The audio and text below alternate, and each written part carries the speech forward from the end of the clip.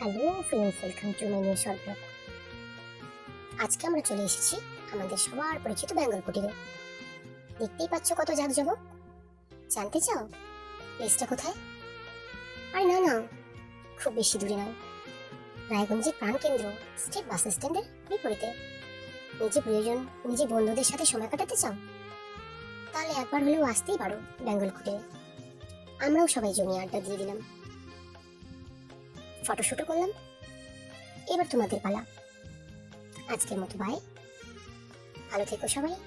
দেখা হবে পরের ভিডিওতে খুব তাড়াতাড়ি, নতুন ভিডিও নতুন জায়গা নিয়ে। টাটা। এখন সবারই ফটোশুট চলছে।